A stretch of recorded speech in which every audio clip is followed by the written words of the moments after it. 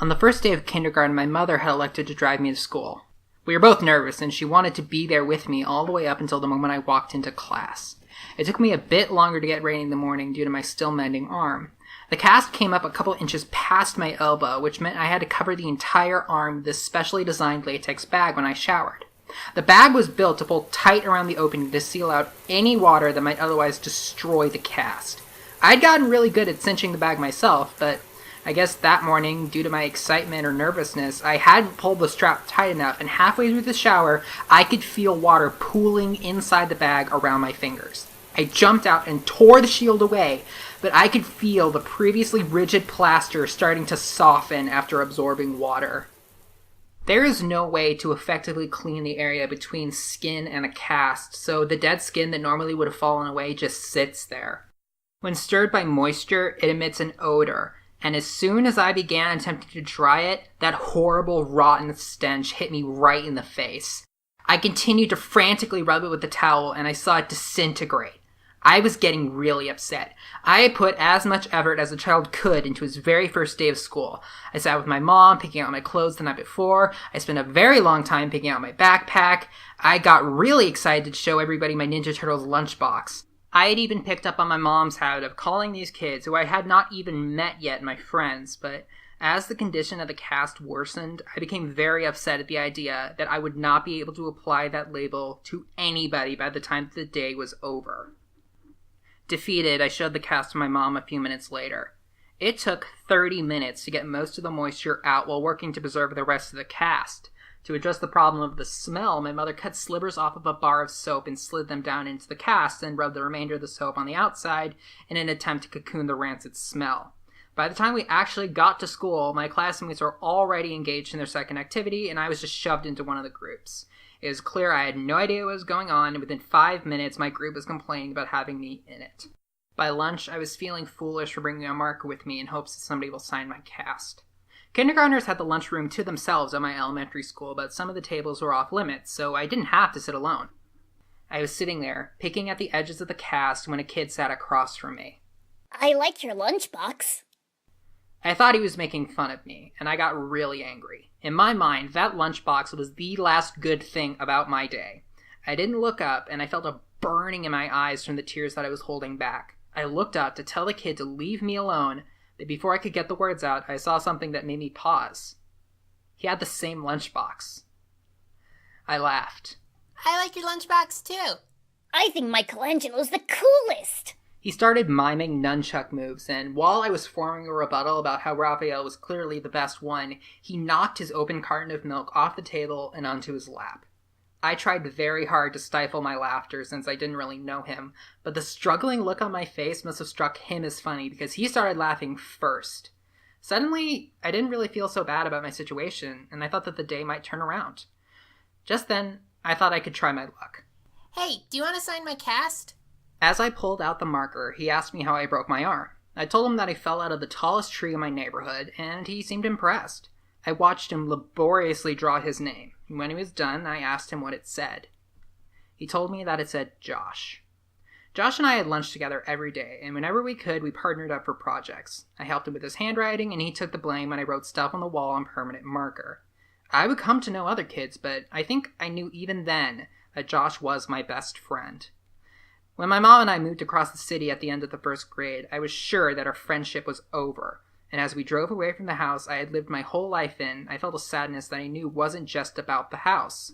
It felt like I was saying goodbye to Josh, but to our surprise, we stayed close. Despite the fact that we spent a majority of our time apart and only saw each other on the weekends, we remained very similar as we grew up. Our personalities coalesced, our senses of humor complemented each other's, and we would often find that we had started to like the same thing independently from each other. My mom used to joke that the only way she could tell us apart sometimes was by our hair. He had straight, dirty blonde hair like his sister, and I had curly, darker hair like my mother. You would think that the thing most likely to drive two young friends apart would be what would be out of their control, something like moving or whatever, but I think that the catalyst of our gradual disengagement was my insistence that we sneak out to my old house and look for boxes. The weekend after that night, I invited Josh over to my house, in keeping with our tradition of alternating houses, but he said that he wasn't really feeling up to it. We started seeing less and less of one another over the next year or so. It had gone from once a week to once a month to every couple of months. For my 12th birthday, my mom threw a party for me. I hadn't made many friends since we moved, so it couldn't really be a surprise party, and my mom had no idea who to invite. So I just told the handful of kids I had become acquainted with and called Josh to see if he wanted to come. Originally, he said that he didn't think he could make it, but the day before the party, he called me to say that he would be there. I was very excited because at that point, I hadn't seen him in months. The party went well enough. My biggest concern was that Josh and the other kids wouldn't get along, but they seemed to like each other okay. Josh was surprisingly quiet. He hadn't brought me a gift and apologized for that, but I told him that it wasn't a big deal. I was just glad to see him again. I tried to start having conversations with him several times, but they just kept reaching dead ends. I asked him what was wrong. I told him that I didn't get why things had become so awkward between us. They had never been that way before. We used to hang out almost every weekend and talk on the phone every few days. I asked him what happened. He only really answered that question once, a simple 2-word reply that still reverberates in my brain. You left. Things took a turn when I was opening the presents. I don't really remember a lot of details. It was a long time ago, and most of it was just normal stuff that a kid would get on his 12th birthday.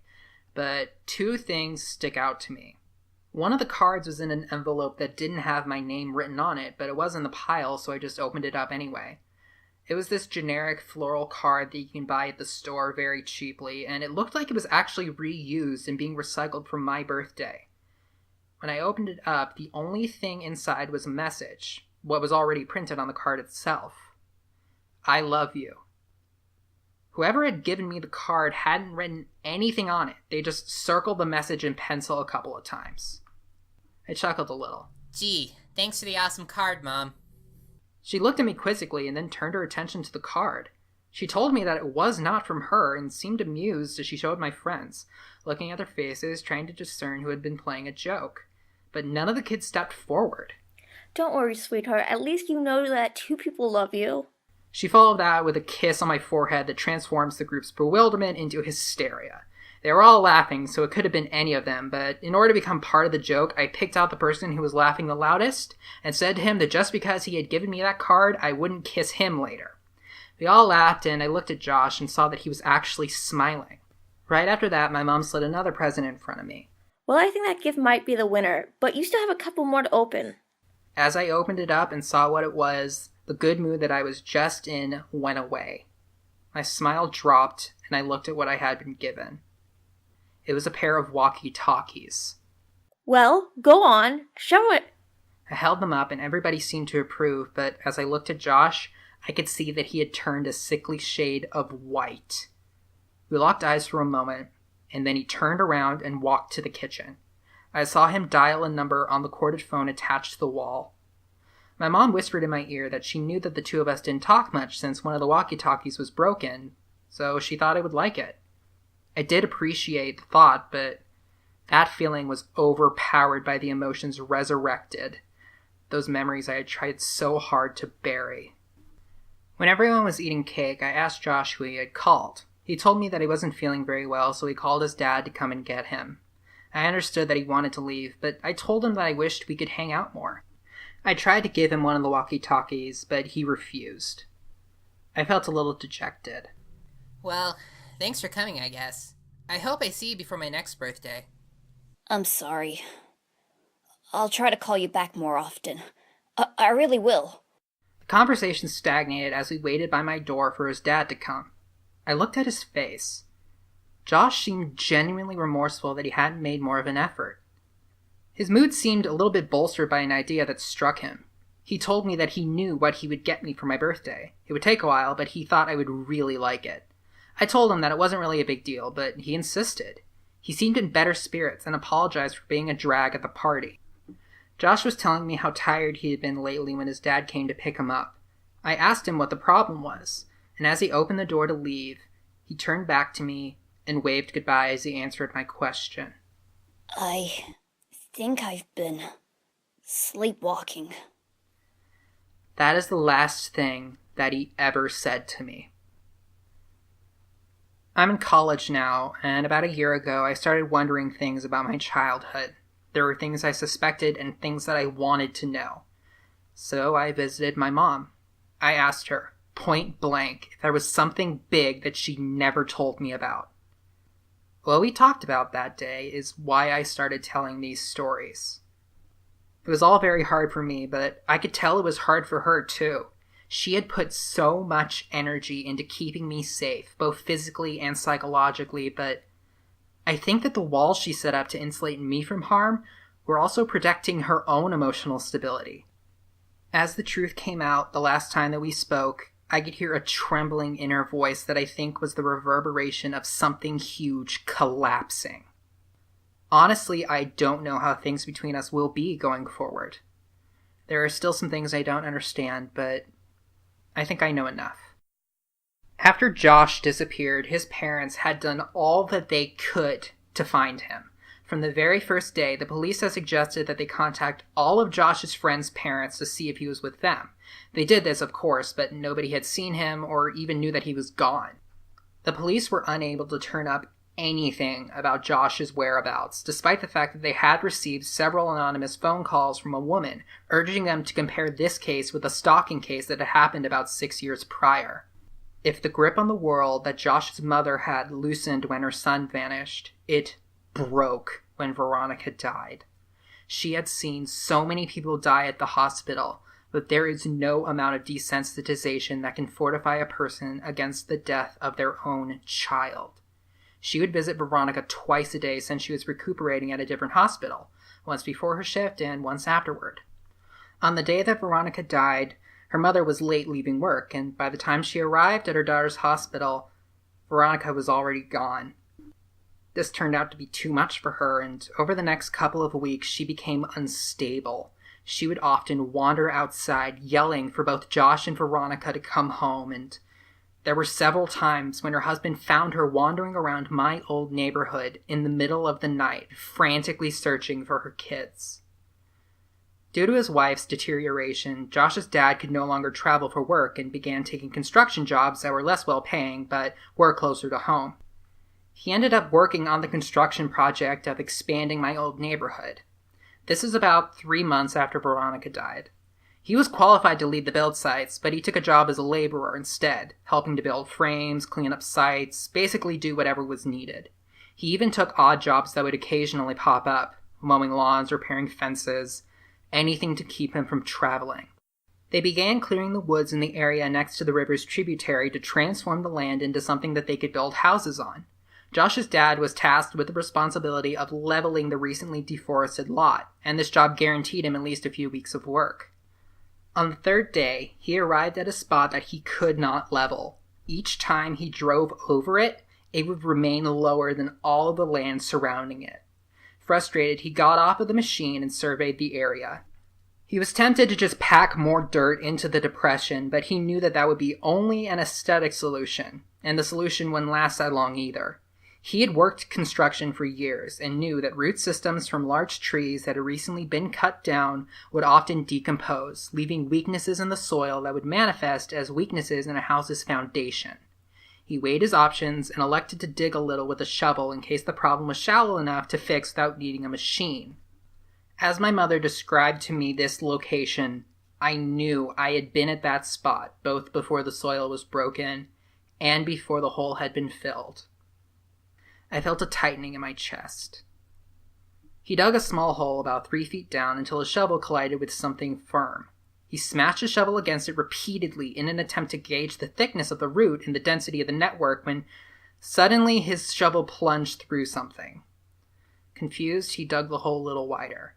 After about 30 minutes of excavating, he found himself standing on a brown, blanket-covered box about 7 feet long and 4 feet wide. Our minds work hard to avoid dissonance. If we hold a belief strongly enough, our minds will reject everything so that we can maintain the integrity of our understanding of the world. Up until that very moment, despite what all sense would have indicated, even so long after Josh ran away, this man believed, he knew, that his son was still alive. My mom got a phone call at 6 p.m. that day. She knew who it was, but she couldn't understand what he was talking about. But she did comprehend enough to make her leave immediately. Down here. Now. Son. Please, God. When she got there, she found Josh's dad sitting perfectly still with his back to the hole. He was holding the shovel so tightly it looked like it might break in half, and he was staring straight ahead with eyes that looked lifeless. She tried to ask questions, but he wouldn't respond at all. It was only when she tried to gently take the shovel from him that he reacted. He dragged his eyes slowly to hers. I don't understand. He repeated this over and over, as if he had forgotten all other words. And my mother could hear him still muttering it as she walked past him to look in the hole. She told me that she wished she had gouged her eyes out before she faced down into that crater.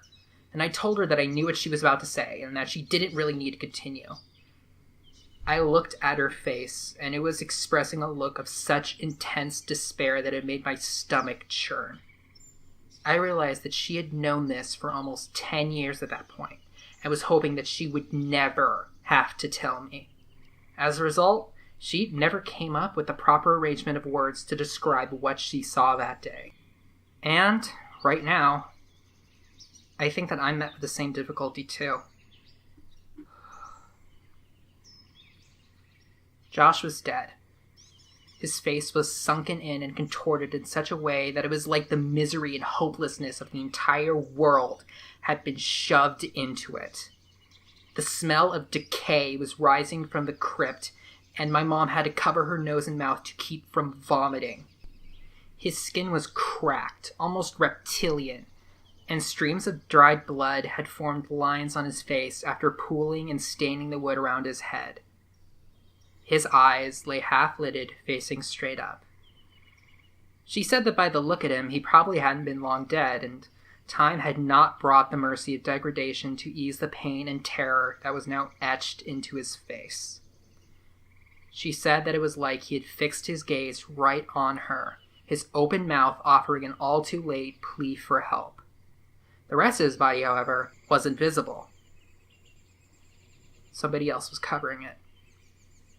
He was large and lay face down on top of Josh, and as my mother's mind stretched itself to take in what her eyes were trying to tell her, she became aware of the significance of the way in which he laid. He was holding Josh. He was holding Josh so tightly, like he never wanted to let go. As the sun passed through the trees, its light became reflected by something that was pinned to Josh's shirt. My mom stooped to one knee, raised the collar of her shirt over her nose so that she could block out the smell, and looked closer. When she saw what had caught the sun, her legs gave away and she nearly fell in the hole. It was a picture. It was a picture of me as a child. She staggered backwards, gasping and trembling, and collided with Josh's father, who was still facing away from the hole. She then understood why he had called her, but she couldn't bring herself to tell him what she had kept from everybody all those years. Josh's family never knew about the night that I had woken up in the woods. She knew now that she should have told them, but to tell them now would help nothing. As she sat there, resting her back against Josh's dad's, he spoke up. I can't tell my wife. I can't tell her that our little boy. He started crying, pressing his wet face into his dirt-caked hands.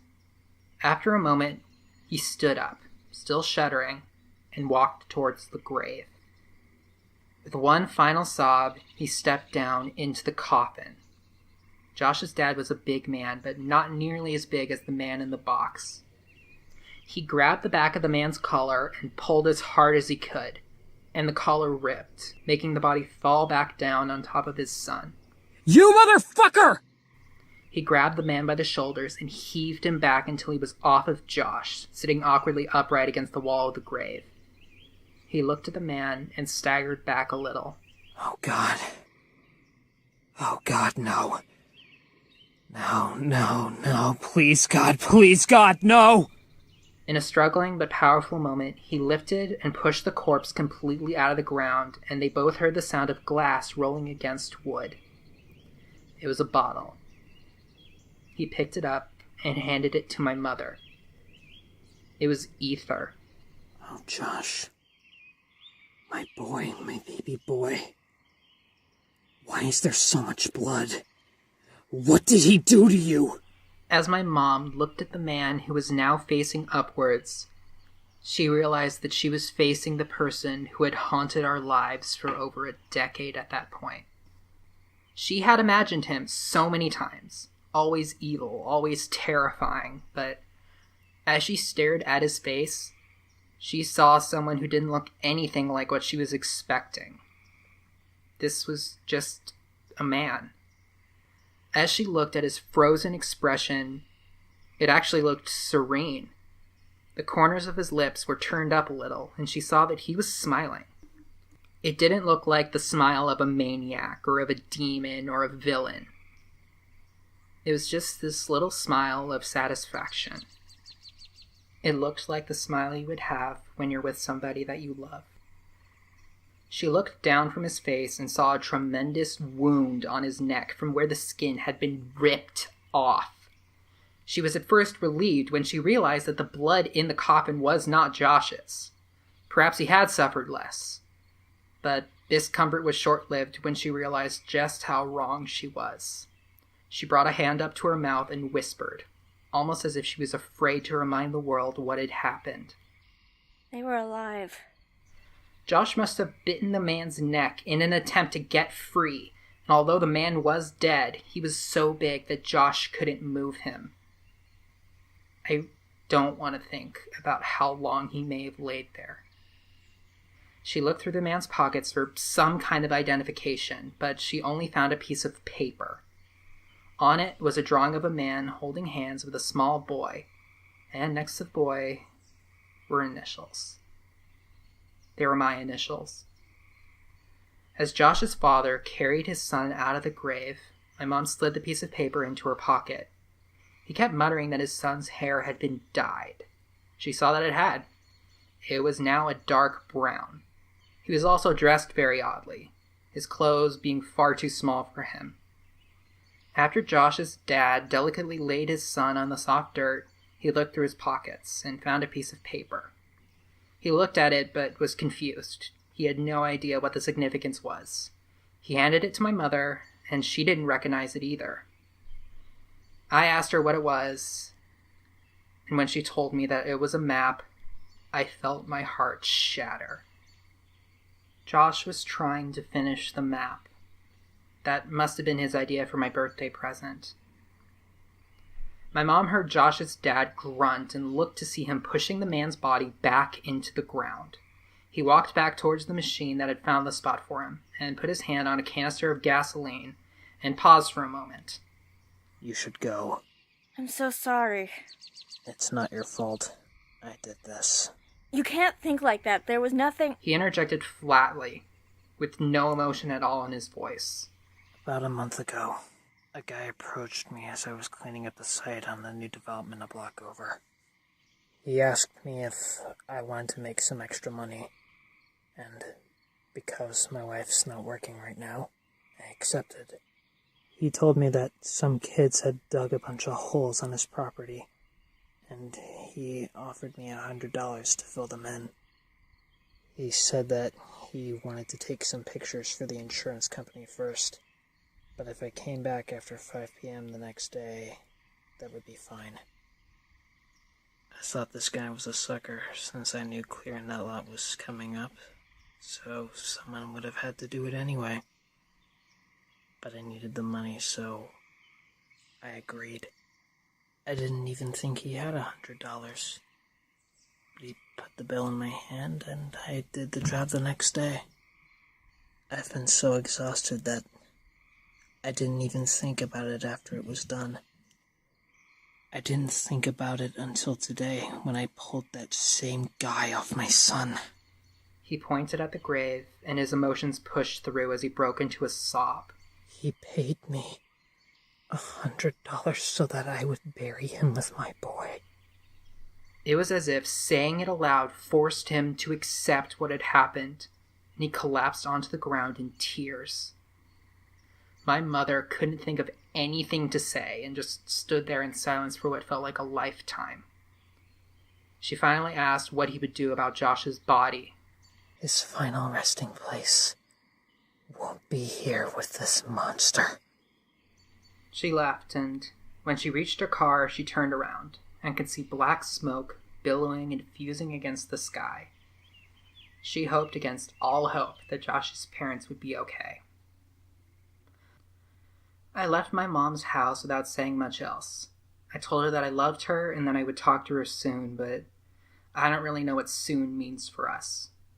I got into my car and I left.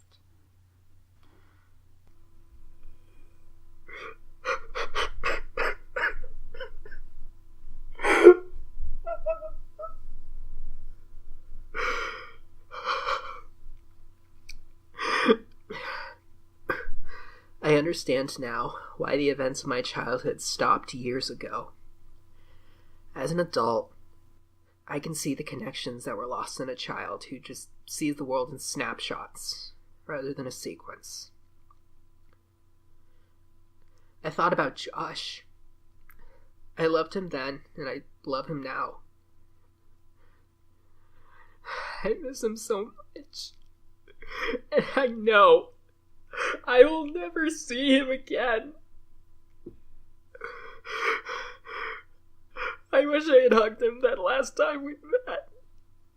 I wish I had talked more or done anything. Thought about Josh's parents, how they had lost so much so quickly. They don't know about my connection to any of this, but I can never look them in the eyes now. I thought about Veronica. I had only really come to know her later in my life, but for those brief few weeks, I think I really did love her. I thought about my mom. She had tried so hard to protect me, and was stronger than I would ever be. Mostly, I just thought about Josh.